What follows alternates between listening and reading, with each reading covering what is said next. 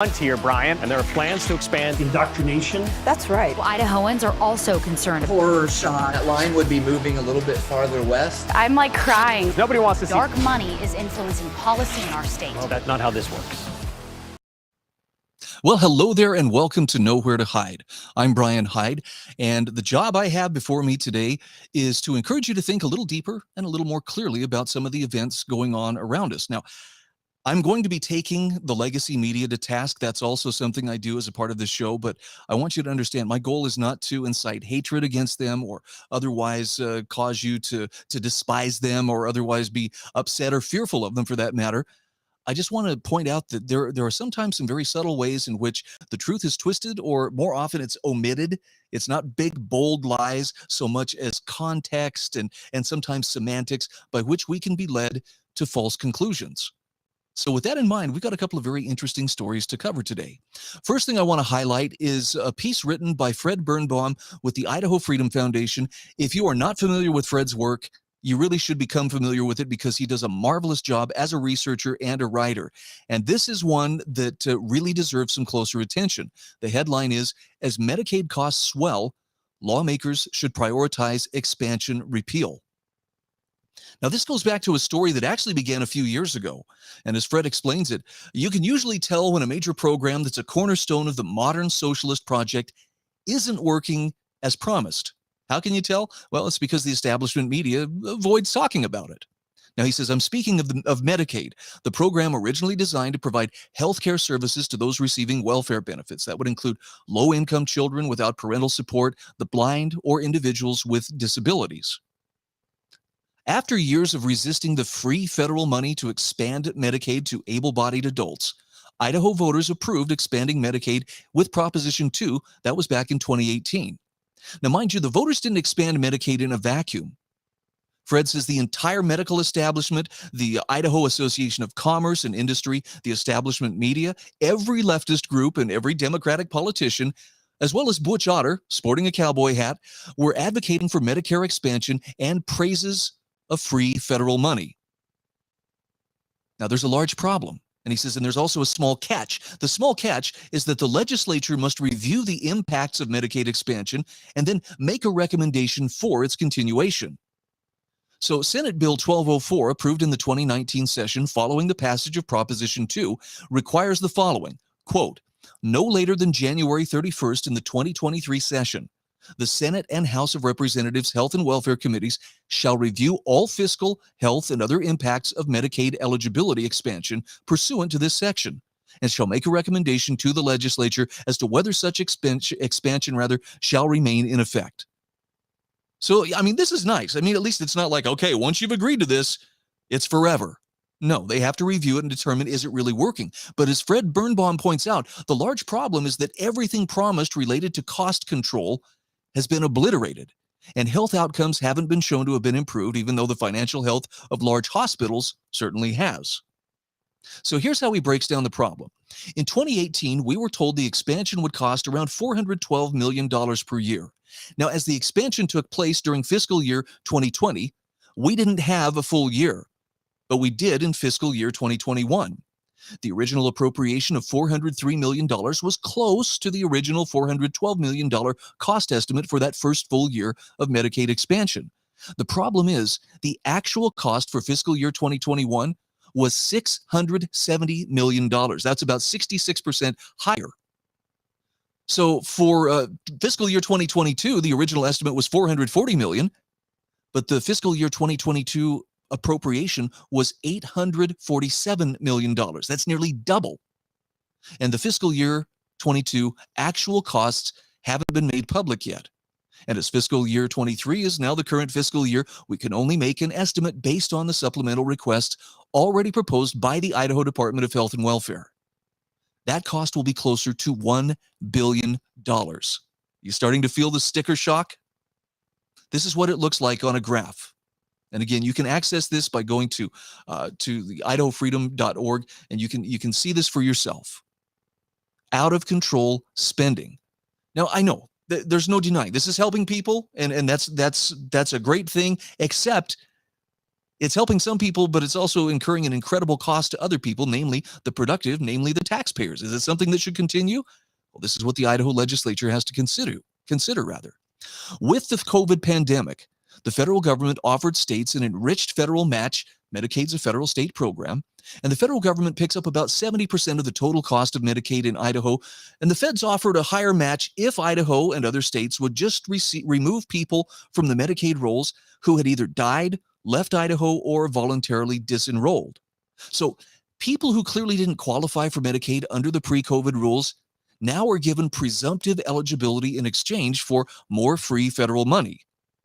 And again, Fred says it's difficult to accurately estimate the exact number of those who weren't eligible but now are, but it's likely well over 100,000.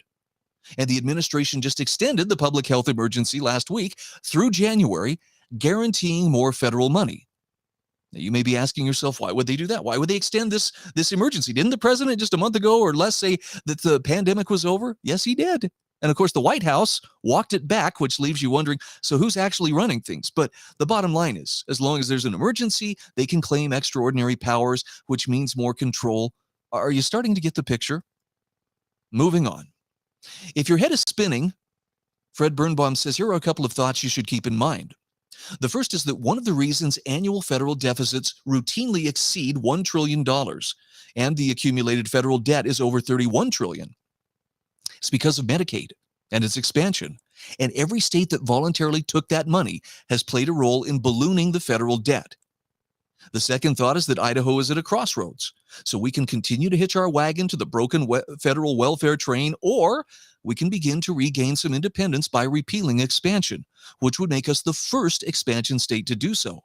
In fact, he says, as I write this, the Biden administration is proposing a permanent change to federal rules, making it easier to enroll in Medicaid, meaning even further growing the program.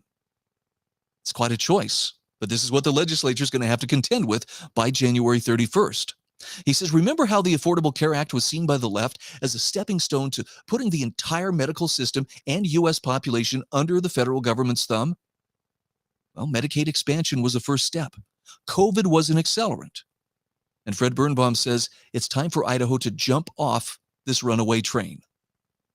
I understand there are people, we all know people who are either currently on this program or benefiting from it. But I'm going to ask you to think about this in terms of, is it something that can continue? Is this tenable? Or is it just something, that we'll try to kick the can down the road and let somebody else worry about how they can pay for it? That doesn't seem very fair to the people who are following after us. I mean, including our kids, including our grandkids. They're already being saddled with debt in which they had absolutely no say whatsoever, but they are darn well expected to pay it.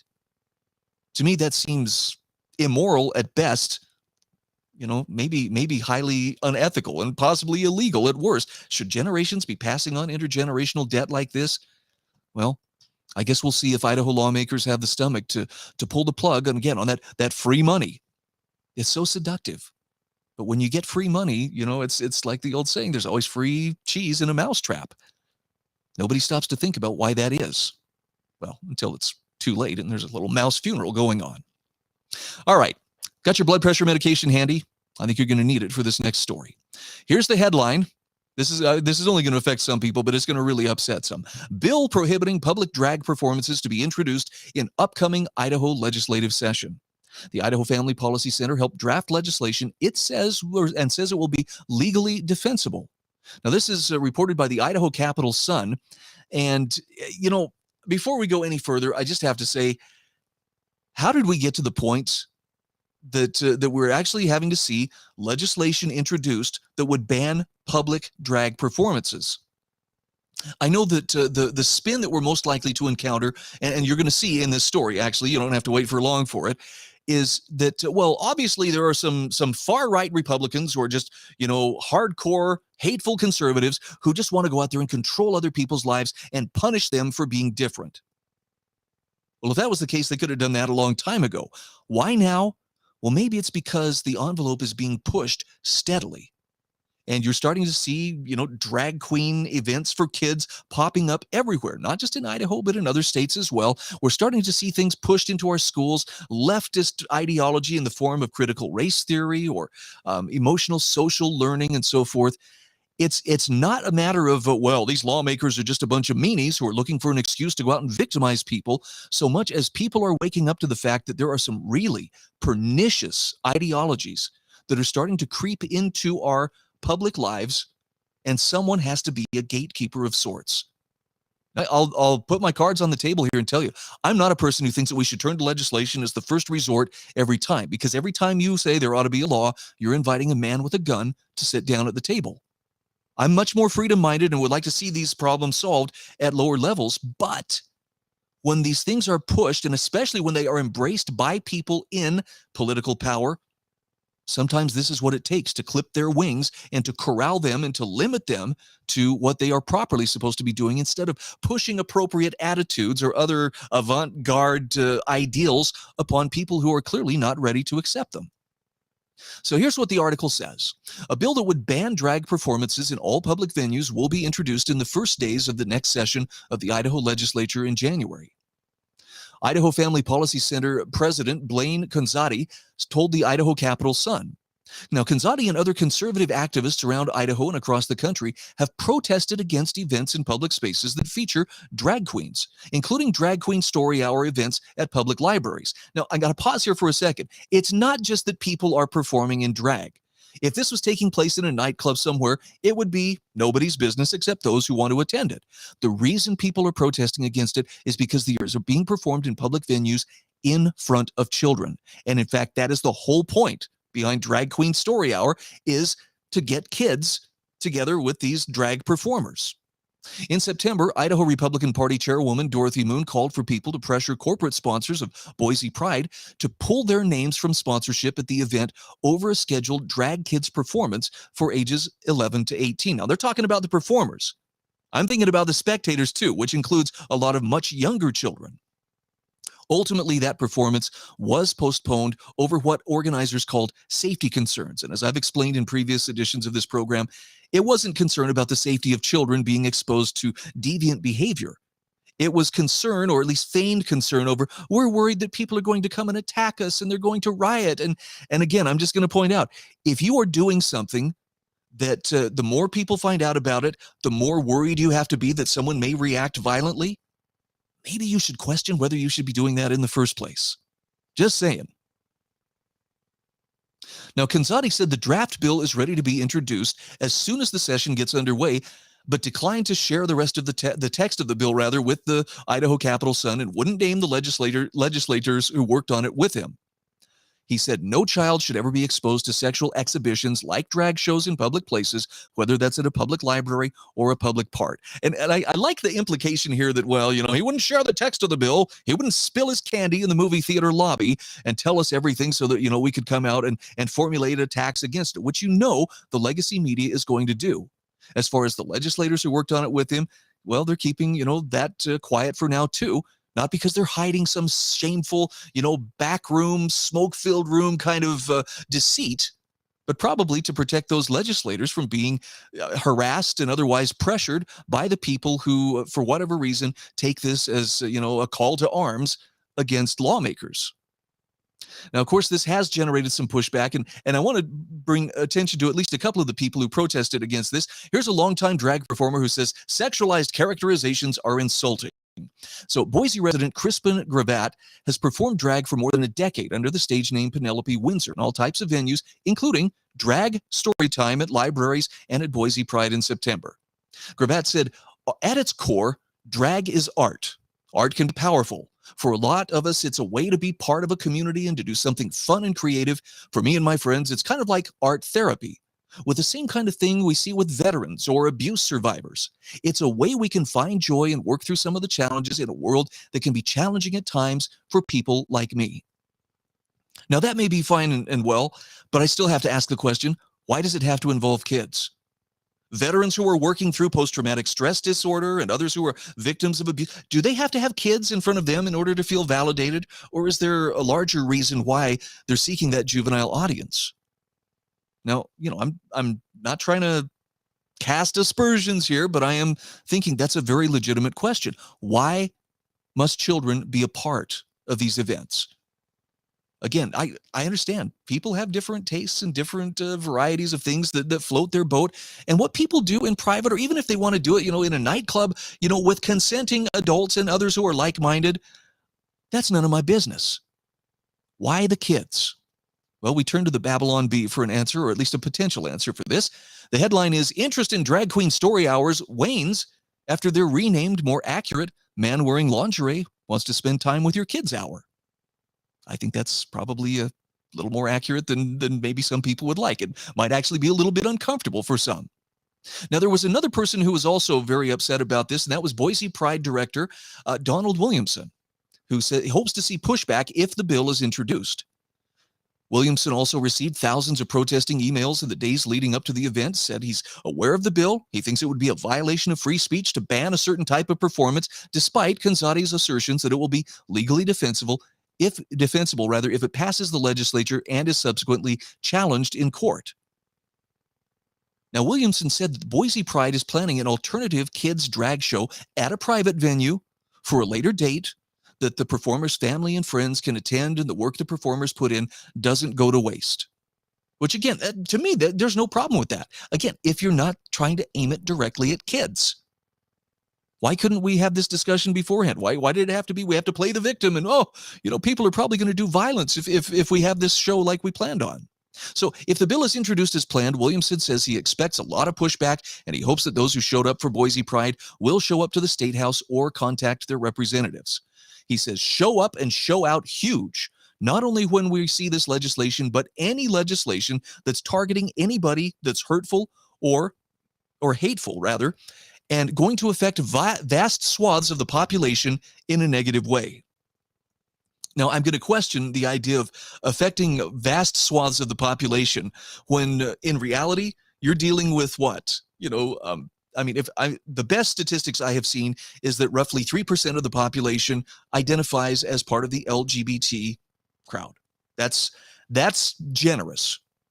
What percentage of that do you suppose identifies as, drag performers or drag queens? I'm suspecting it's a much smaller subset. And I'm not saying that therefore, they're fair game. I'm just saying stop trying to pretend like, well, this is impacting lots of people. This is the product of people, a vast swath of people, I should add, who are decent, normal people who still understand that right and wrong exist, not so much in the sense of religiously this is right and religiously that is wrong, but just in the common sense of there are things that are appropriate and there are things that are inappropriate, especially when we are dealing with kids. And someone has to act as the gatekeeper to prevent that kind of stuff from happening. I mean, it's just a matter of being an adult. I've raised teenagers, and I understand that, I want my kids to like me, but there are times for me to be a proper parent. I have to be willing to tell my kids no. And it's not because I have the control, I have the power, you will do everything I say. I don't want to raise a bunch of heel clickers, but I want my kids to understand that there are some things that are appropriate. And when they become adults, it's time for them to shoulder those decisions. But prior to that time, I have accountability. Now, in my case, I believe I have accountability to God. And I take that seriously, as do a lot of other people. That's not about imposing your point of view on other people. It's just about recognizing that there is respect and there's decency. But the story we get from much of the legacy media is, well, these right-wing, far-right extremist meanies are just looking for someone against whom they can channel their hate. They just want to spoil everybody's fun because they're so unhappy in their lives. And I have a perfect cartoon to illustrate what that looks like, okay? Here you go. Oh, look, here comes the far right. That's right. They're just to spoil their fun and to spoil everything they were doing that was absolutely perfectly acceptable. But was it really? Okay, we're seeing something happen right now in which the envelope is being pushed. And there are people who are taking advantage of this. And I know that there are some people who say, well, they're trying to groom kids, sexually. Some people are. And if you don't believe me, check out Libs of TikTok sometime, and you will see that actually there are some teachers and others who are drag performers on the weekend. I've seen just in the last week at least 3 examples of these individuals arrested for child pornography or child sexual exploitation. Now, that doesn't mean that all of them do. But let's at least pretend that there are things that are appropriate for young minds and there are things that are not, and you are not a bad person for pointing those things out. I know the might of corporate America is woke. You know, the media is woke. So much of politics is woke. And so it feels very daunting for anybody to stand up and assert that there is right and there is wrong. But that's the role that a gatekeeper has to play. And they have always been needed in society. And, you know, nobody really is anxious to volunteer because it means for sure you're going to be criticized and you're going to be a target for, you know, not just insults, but people will go around and try to cancel you just because you are standing for right and wrong. You don't have to hurt anybody. And the crazy thing about it is they're decrying, they being the ones who are going out to cancel them, are decrying this hateful behavior. And yet they lack the capacity to see that it's their actions and their rhetoric that is the most hateful of all.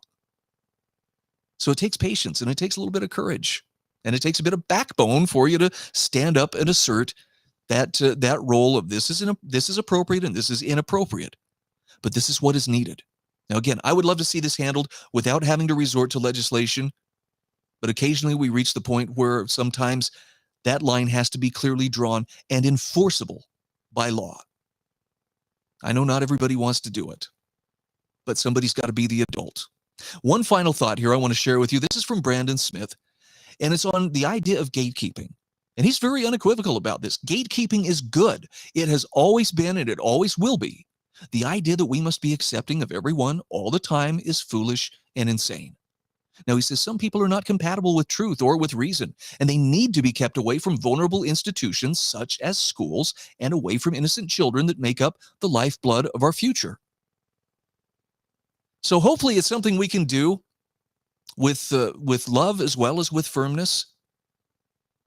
I really believe that we're starting to see a groundswell of support, not of hateful right-wingers and hateful extremists that are just looking for some excuse to act out their violent fantasies. That's pretty much a figment of leftist imaginations or projection of leftist motives being put on people who have the courage to stand up and say, this isn't right. But if there was ever a time to know where you stand and to really appreciate the difference between light and darkness, right and wrong, this is that time. Just know that you're not alone. It's going to feel like that sometimes, and you'll be surprised at the depths of irrationality to which people will descend in order to try to discredit you or just to intimidate you and make you shut up. But this isn't a time to be silent. This is not the time to just quietly sit back and hope that nobody notices you're not clapping and cheering along with everybody else and, you know, waving the rainbow flag. You were born for this time. I was born for this time. And that doesn't mean it's supposed to be easy. It just means that what we need to do and what we need to be capable of delivering on is being examples of people who can shine light and stand for truth, even if the majority, or what appears to be a majority, depending on how the media is portraying it, are looking in the other direction. Right and wrong do not depend upon whether the majority voted 50% plus one to say that this is okay. Right and wrong are still right and wrong, even if you're the only person who recognizes that and is willing to say so. Thanks again for joining us. I'm Brian Hyde, and this is Nowhere to Hide. Reporters are biased, the Idaho Press Club are biased, all media, newspaper, radio. To be completely blunt here, Brian, and there are plans to expand indoctrination. That's right. Idahoans are also concerned. Horror shot. That line would be moving a little bit farther west. I'm like crying. Nobody wants to see. Dark money is influencing policy in our state. Well, that's not how this works.